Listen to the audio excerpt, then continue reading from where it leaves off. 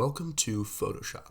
If you've already been here before, that's great. You might not need to watch this video on clipping masks, but I still suggest you do just to get a general understanding of the topic and how it can be used.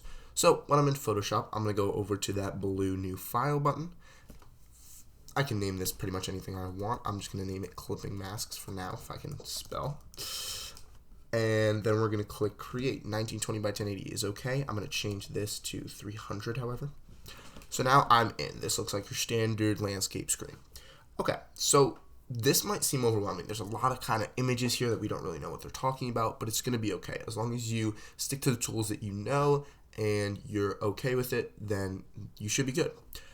If you hold the space bar, this is some quick navigation, you can, while holding the space bar on literally any tool, you can move around. So that is very useful in Photoshop, something we'll learn a little bit later. Let's unlock that layer. So now it is able to be edited. And I'm going to go over to this tool, the gradient tool. You can also click on G.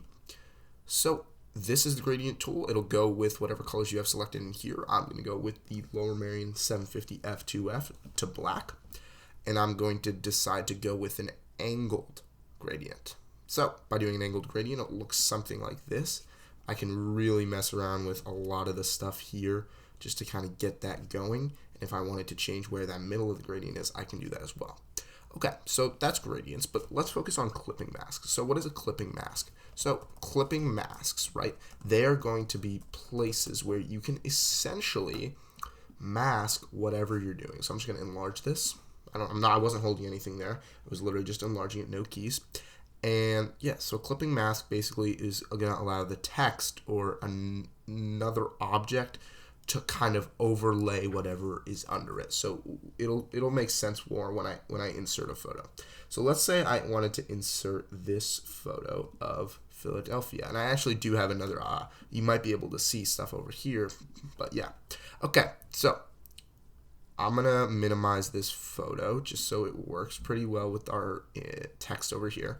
I'm gonna click done. Now, you should be able to hold Alt or Option on your keyboard at this point, and you should see this. If you don't, just go ahead and reset your workspace by going up to Window, Workspace, and Reset Essentials. Okay, so we're here though. You're gonna click Alt. In between those two, when you're in between layers, you're gonna see that box with the down arrow, click it. Boom. That is the clipping mask. So essentially what that's doing is, instead of having a single color for that text, it's just taking in all the pixels of the image. So as you can clearly tell, I don't really like how that looks, so I'm not going to take that photo. That doesn't look good at all, in my opinion.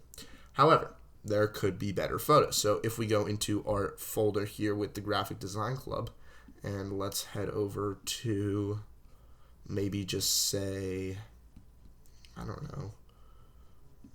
There's a ton here. I mean, could pick a lot.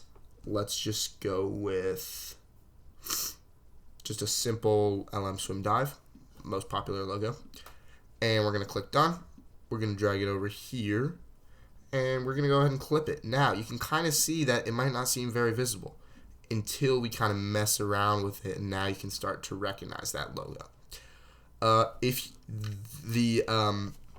As you can kind of see here, the maroon on the clipping mask is this is very similar maroon to here in the background, and we don't want that because then it's harder to see the text. So what we can do is we can go over to Effects, we can click Bevel and Emboss, and we can really mess with this. The bevel and emboss are really, really important when you're messing with clipping masks or text in general, I would say. You can use them on any object, but text is probably where they see the most effect.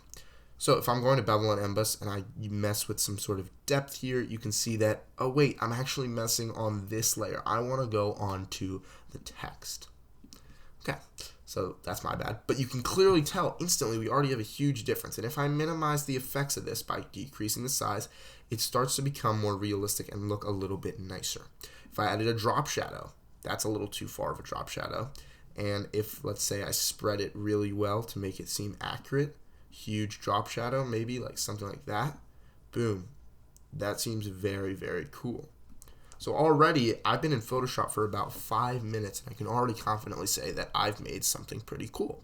Now I can go over to the inner shadow and mess around with this too, right? Like that inner shadow, let's say it wanted to be white, to make it pop with white, and I can mess around with choke and and distance and opacity and everything. I can really go very, very far with it. I'm going to go back to 90. I like it.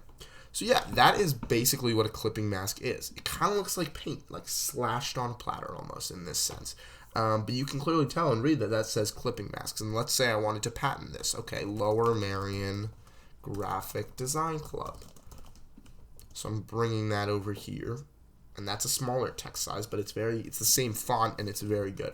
So this is the font you'll see over and over again, Helvetica. We've talked about it, and it's just used everywhere. Otherwise known as probably what you've heard of. It's called Arial. It's the same thing. So let's say I want an outer bevel. I can do some stuff there. You can't really see it as well just because it's, not the right color, but maybe I want to make it a white one. I can do that. That's going to make it a little bit more, I'll stand out a little bit more in that maroon part. But yeah, that's basically what a clipping mask is. If you have any questions, please feel free to reach out at 021394. And our email is on our website right over here. If it'll ever load, it is lowermerion.gdc@gmail.com. Feel free to reach out and have a great day.